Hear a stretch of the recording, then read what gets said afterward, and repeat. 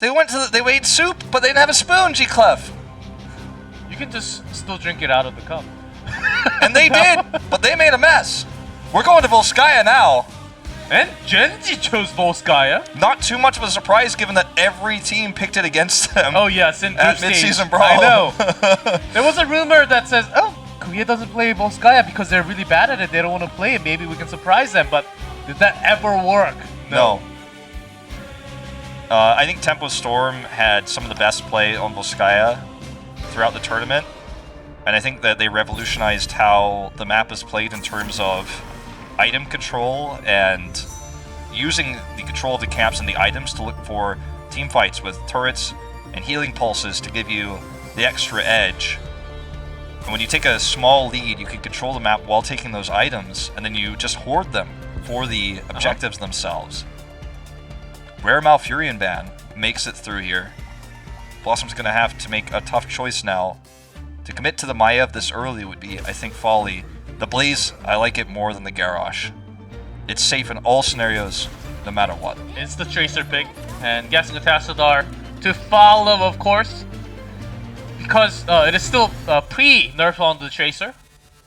Onto the 8th nerf of Tracer, I think, or is it the 9th one now? Tracer and Gen.G, I think they're following the old. You remember Kel'Thas used to get like 20 nerfs and 20 changes every single patch? I think all the Overwatch heroes are actually going towards that patch, and eventually they will be reworked. Okay. Think about like in 2016, original Tracer.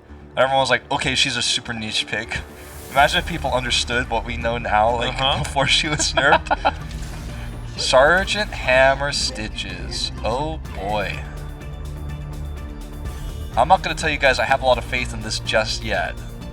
We saw the Sergeant Hammer pick a lot against Garrosh specifically, chipping him away at range. It was played by Rich exclusively, was banned a lot in mid-season brawl for this reason. Deckard Cain pairing with Stitches can be quite strong, ban it away. So much CC follow-up there and so much damage, especially with the BFG. And this map does often go late, orbital BFG can gain value. Since the changes to the objective, the True Glove Projector is a lot stronger. It doesn't go as late as it used to. And you can actually have some really good positioning with the stationary siege build.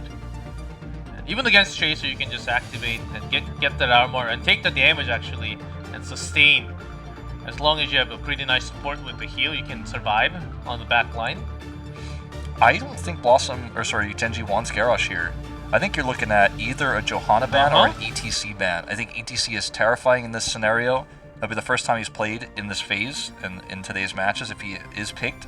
But he's very strong against Sergeant Hammer. With Stage Dive, you can look for alternative angles of engage. Stitches has no escape, so ETC is a terrifying bully in the early game if he's not caught on rotation. They banned the Tyrael instead, which has been the normal pairing with Task Tracer in Korea if the Malfurion is not available. But the Johanna insta-locks, and Sake is just on a tear with this Kharazim. If it's not broke, don't fix it. Not just because Sake loves to put out that DPS as well. When they go late game, she can always provide. He always did provide the cleansing touch on his teammates whenever they were stuck in lots of roots with the CC pair up. He was always there dashing and saving his teammates. We'll get there. Movement speed as well. We'll probably get there on this map. But they do lose the sustained strength a little bit. They do not task her with the shield. Tracer can, unless she can really get that pulse bomb kill, which seems unlikely at the moment. Very tanky heroes from BlossoM. Trying to think of another hero that has a big stun. You know, in the past we'd see the Kel'Thas come through with the Stitches. Who is not going to be having too much trouble against Tracer. That's the problem, right? You can't pull the Kel'Thas here. You could try to run the Hanzo. Still available, but difficult. The weakest map for Hanzo in the pool. Uther means it's not going to be that. Could be even like a Zeratul or something. I don't know, man. Oh god. I don't like anything about the Uther pick anymore. What is happening? Chromie comes in. Oh yes, against the Sergeant Hammer, the perfect pig. Free stacks, free damage. Chromie very often banned in this case with the Sergeant Hammer pick. Not just because they're playing against teams like Method, who are running a lot of it with the Deckard Cain. They banned the Cain themselves, but this is a pick that's very strong at Sergeant Hammer because it limits her ability to siege. Hey Wolf, I think we got a pretty exciting game after this draft. Well, it's gonna go one way or the other. That is one-sided. And that is certainly right, and I think we're looking towards one direction only though. Sergeant Hammer, even the Jaina will have a pretty hard time against Chromie, and the range of Chromie's damage output, the skill shots, which will be amazing. And also Tracer, you have to think about from the side. Well, Gondar has shown us a Maiev. His second DPS hero of his career will be the Jaina. So two completely different roles. One trying to set up, do damage in a burst manner with resets on her Q. The other being cooldown based, only burst with some slows. Very different roles, very different types of DPSs here. One being a melee, one being a ranged mage. Modern Life knows not to stay siege too long. This Tastar's already splitting for some extra damage. You can see that his missing mana indicates he already stormed the wall. And then 1-0 from Gen.G. I believe that is the game that played murky. Because the Korean team just does not like this battleground as much. It was banned so many times. Yeah, it's been reworked a lot. I think it's a better map now, and Koreans, if they studied the other regions and also studied the top from the other regions who played this map quite frequently at Mid-Season Brawl, I think it's a map that you're going to feel more comfortable and we're going to see a lot more.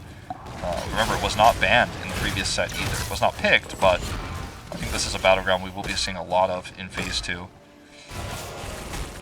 So, with the lane swaps here and the threat that we're seeing from Sake Rich, the solo laner, you know, becomes Tassadar here. So he's the off laner. This is a slightly odd draft because usually Tassadar as a secondary support is played by the secondary DPS. But in this case, because we have Chromie as well to be played by Reset, Kyochi goes back to an old favorite, the Tassadar. Best Tassadar in the world. A lot of jokes and memes about it back in 2016. Everyone was saying, like, I'm only going to just play Tassadar, but in this case, that's what he can do. He can be the solo laner on Tassadar, play this old hero. He's going for the Psystorm Plus. He's already stacked it up quite heavily. Yeah, as our observer is actually highlighting, it's going to be the W. Yeah. The Dragon Breath. Because Chromie can actually get ED stacks, because of Modern at least. Ooh, getting caught here, Reset will be saved by Socket!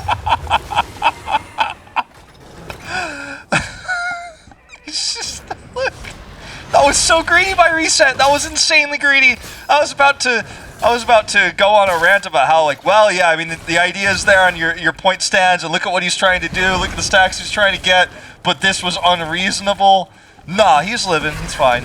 He's all right. He's okay. Everybody, calm down. He's actually like underestimating, like putting them down is.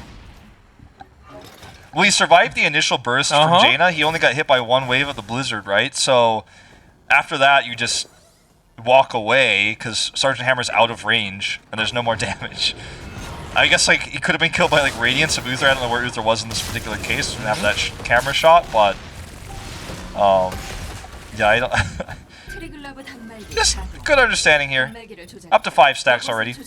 They will give control of the control point to BlossoM for the initial start of it, but they have those items I was talking about. The turrets in favor of BlossoM, but their damage is at range for the most part with the Chromie, so they're not as worried about the turrets. Psystorm as well with the build that Tassadar has chosen.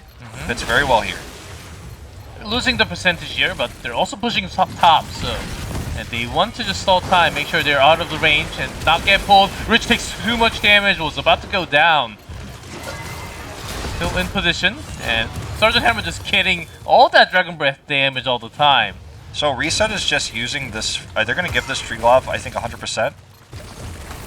Although BlossoM goes back to tap for a second, Gen.G is going to try to capitalize on that. Reset is just using this as a farming ground. Oh, Condemn! Condemn here, there's the Pulse Bomb! Healing pack, as you mentioned, on the ground here. Reset's getting so much damage done, going to get 2 more stacks there.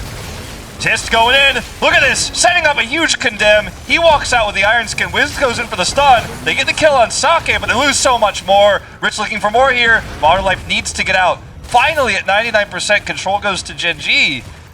But plays were made in that moment. That was even going to be worse for BlossoM. Rich was about to throw the pulse bomb, but he was pushed away from the blast of Sergeant Hammer. And it was going to be another kill on the Sergeant Hammer as well, but Modern just had a great play there, and Gen.G takes it back though. And meanwhile, Chromie's super happy getting all the stacks with the Sandblast. She will be, yeah, she'll be done soon with her W quest. Like, it's probably at least 2/3 done now. I think I saw one W miss this game. They can contest one more time. Again, remember, Gen.G has to rely on this poke, which gets more and more formidable all the time. I think they realize that they want to just have Reset get all those stacks because it's going to do a lot more damage. There's a pulse bomb. And going on to Gondar. Rich gets the kill. Recall right after. He just got past everybody. They didn't. The stuns and the front line were focused on Tist. They were trying. Finished. Yep, quest is done. 5-11. They were focused on the front line, and Rich gets into the back, drops the pulse bomb, gets the kill. Sake escapes with almost no life. The sustained damage isn't there for Gen.G outside of the Tracer. What kind of solo does go down, and this could continue. Rich throws out the pulse bomb. Reset is just doing massive damage, and Rich is cleaning up. The CC, charge for Blaze is being used on the front lane. They're trying to kill Tist. The Stitches pick here doesn't hold water because it's just simply not able to accomplish anything unless they hit the Tracer, which they have hit, and then Recall comes up and Rich gets away. So the front line, they really are looking for, they're really diving in. They're trying to kill Tist, trying to burn him down because they have Sergeant Hammer, who hasn't really been blinded that much because the positioning of Modern Life has been good.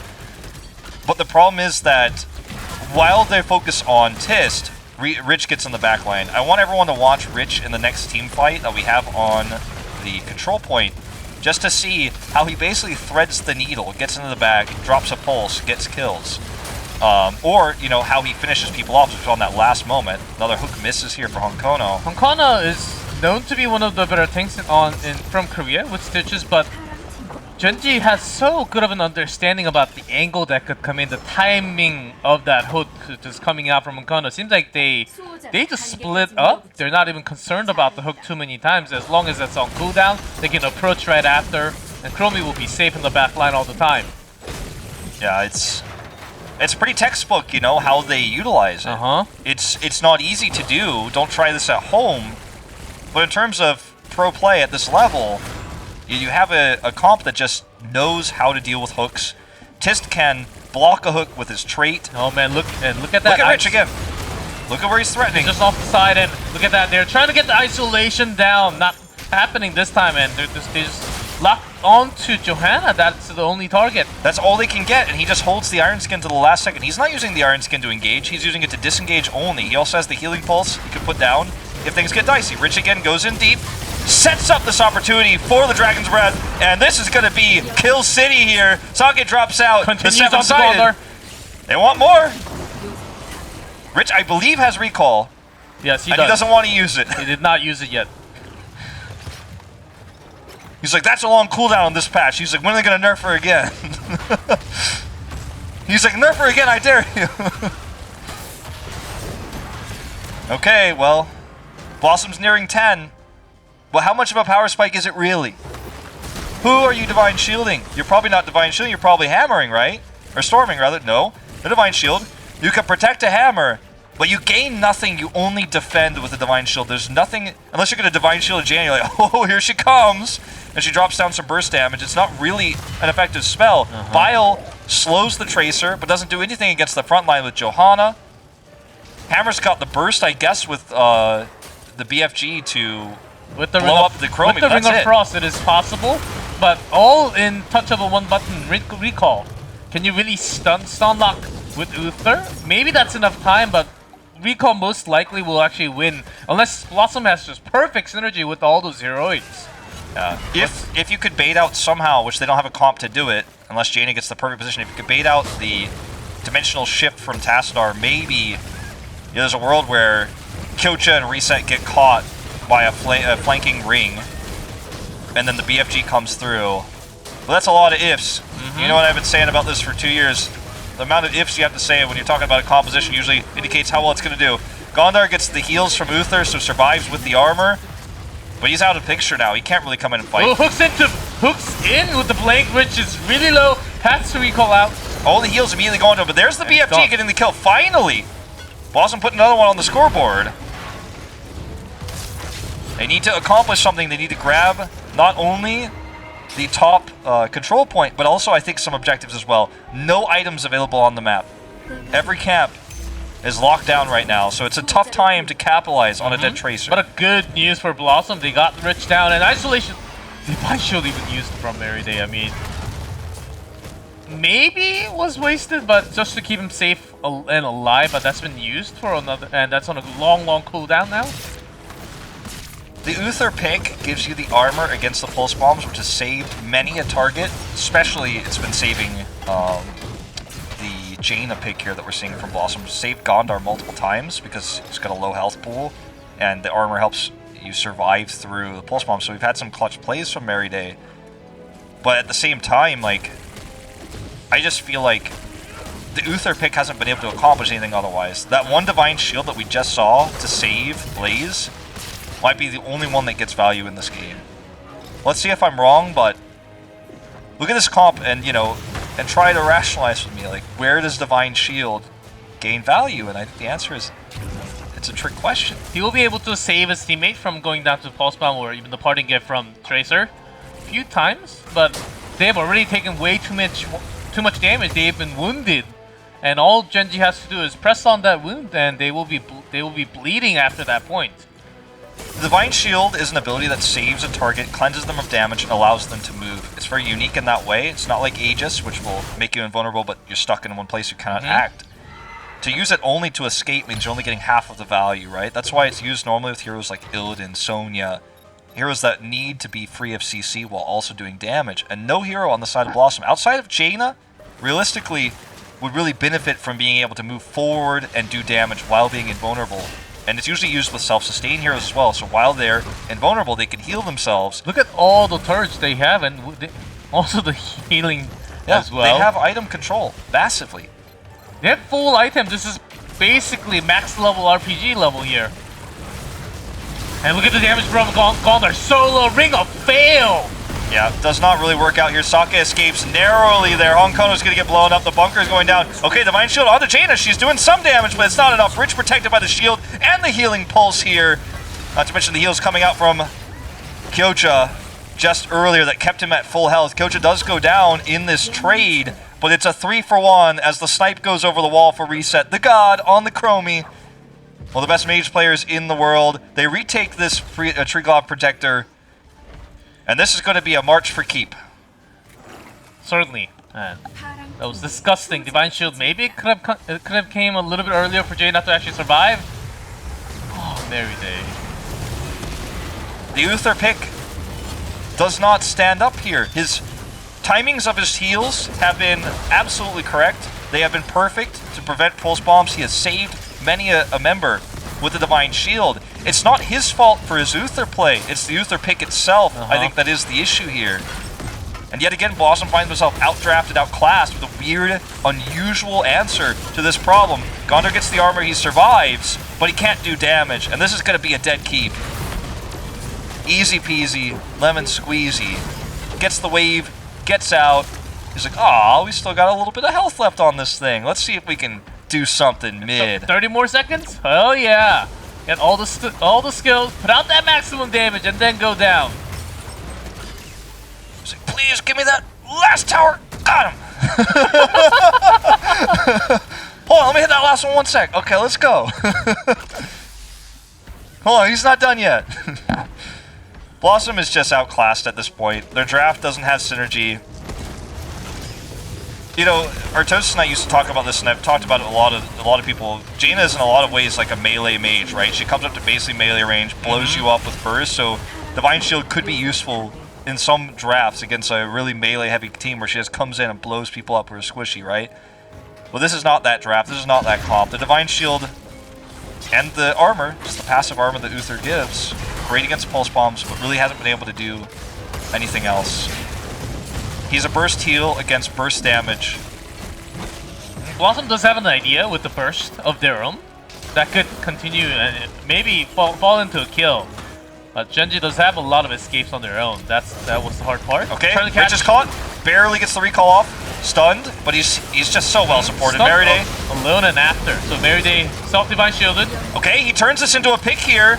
Resets to the back on the left side, but he's blocked by the bunker. 7-sided here just keeps Socket alive.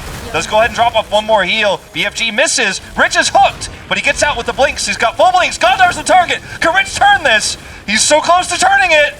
Good positioning here from Gondar, but he's on the wrong side of the map. Reset, shooting sniper shots. Honkono's very low. Rich goes down, but he gets the pulse. He makes the trade. Don't think Kocha goes home, but Reset's trying to make an argument. Kills Gondar here.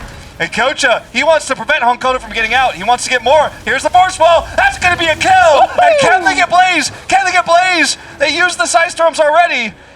So close.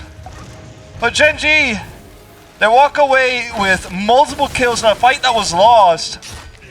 Incredible mechanical play, displays of what this draft can do when utilized correctly. They're just around the corner from 20 there. Keep up. How does BlossoM come back from this? Wolf, in this kind of team fight, you know who has the most fun?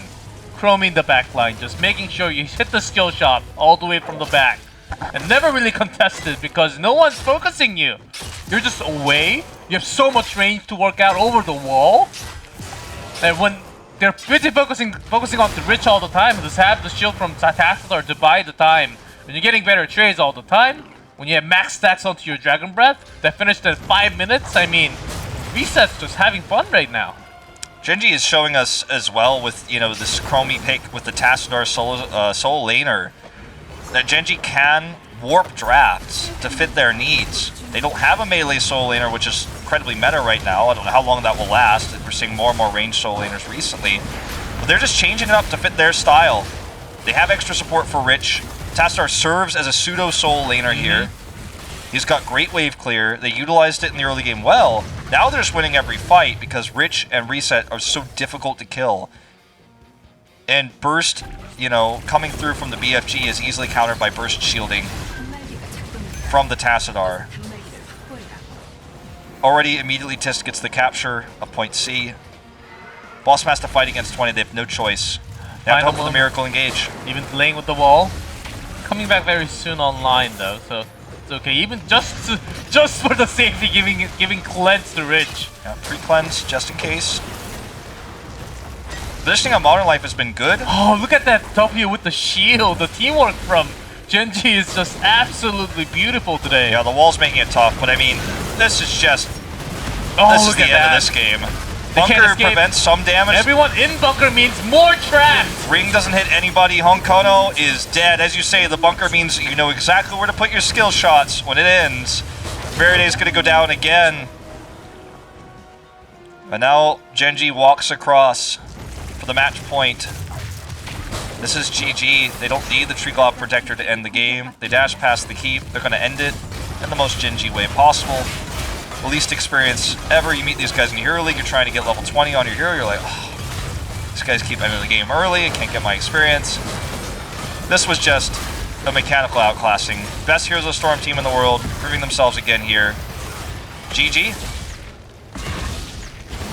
I mean, how can you stop these guys? Not with drafts like these, I think, is the answer, G-Clef. It's not really the answer you were looking for, but it's, I think, where we can start to break this series down. The Stitches pick in game 2, that weird synergy, the Uther pick that didn't empower a melee. Oh yes. Blue Nara with the Maiev in game 1 with no burst against the greatest BOE draft of all time. I think BlossoM needs to go back to the drawing board here. Maybe laughing, it may feel like all fun and games against this world-class team, but this may be a symptom of a larger problem that may prevent them from going to playoffs later on in the season. We're still in early days, we're just in match 1. 58 from Tracer and 66k from Chromie. The next closest is Gondar at 32. Tassadar actually did about damage. the same damage as Jaina did. Yeah. That's something to tell, as lots of kills for Stitches because it was often caught with no escape from the wall, and Jaina as well. Seems like this roster change and the role swap so far not really successful, but it is against Gen.G, the strongest team in the world. So far suffering, even with their own map picks in Game 1 BOE. And Volskaya, Gen.G chose it, and really showing that even against the Korea and in Korea, they can play that Volskaya battleground for themselves. That was we can be impressed with Gen.G all day. It was really well played. The Force Wall ends up being the perfect choice for this. As the solo laner, you don't need to be the Archon. You don't need to just be the pseudo support. You can actually look for picks. You build around the Chromie Tracer. You force this team who struggles to have mobility because they're playing Sergeant Hammer to retreat. Most of the W's that connected did not hit Sergeant Hammer. Why? Because Modern Life's positioning was so good. But his positioning being good means he cannot do damage. If he's out of range of the W's, that means he's not doing damage, which means he's barely poking at the lane, and the Sergeant Hammer pick is worthless outside of the BFG. The drafting here for Gen.G is on point. The Hammer is shown too early. And even if it were picked later, I couldn't really justify this pick for BlossoM. It just feels like something's missing.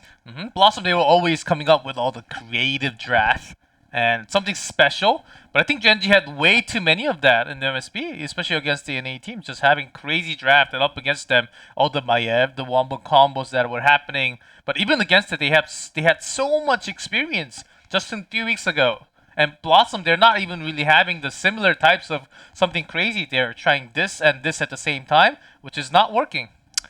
Well, we'll see if they can bring it back with some stronger drafting. Maybe take a game here. Looks unlikely at this point. Looks grim. But we're going to take a short commercial break before we go to Game 3. We'll see you then.